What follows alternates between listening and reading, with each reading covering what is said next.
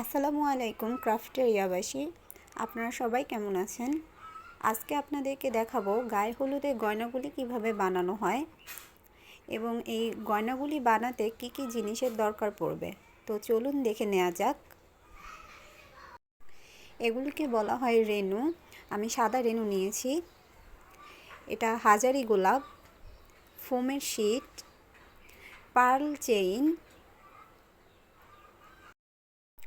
তো চলুন দেখে নেওয়া যাক কিভাবে এই মালাটি বানাবেন।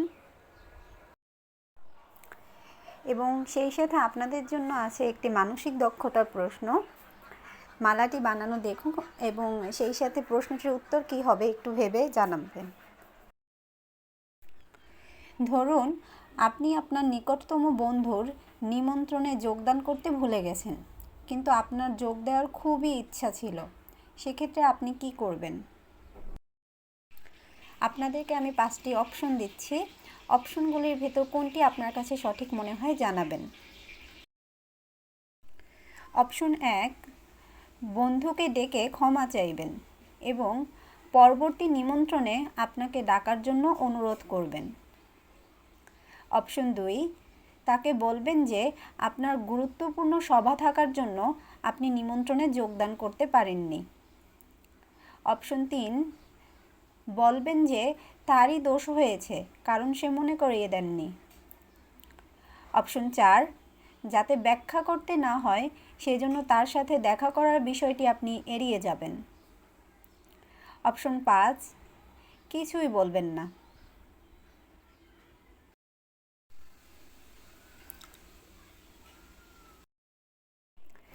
অপশনগুলি খুব কাছাকাছি মনে হয়, তাই না? যে কোনটা রেখে কোনটা করা যায়। তো ভেবে বলুন কোনটি এই 5টি অপশনের ভেতর সব থেকে যুক্তিযুক্ত। আর আপনাদের প্রশ্ন থাকতে পারে এই গায়ে হলুদের জিনিসগুলো বানানোর যে প্রয়োজনীয় জিনিসপত্র আছে এগুলি কোথায় কিনতে পাবেন। এগুলি বরিশালের চকবাজারে গেলেই আপনি পাবেন। আর ঢাকার যে চকবাজার আছে সেখানে কিন্তু এগুলোর অনেক দোকান আছে, ওখানটাতে তুলনামূলক অনেক কম দামে পাইকারি রেটেই আপনারা পেয়ে যাবেন। আমি গয়নাটি বানাতে গ্লু গান, গ্লু স্টিক ব্যবহার করেছি। আপনি চাইলে অন্যগুলোও ব্যবহার করতে পারেন, কিন্তু দেখা যায় যে গ্লু গান, গ্লু স্টিক তুলনামূলক অনেকটাই সাশ্রয়ী।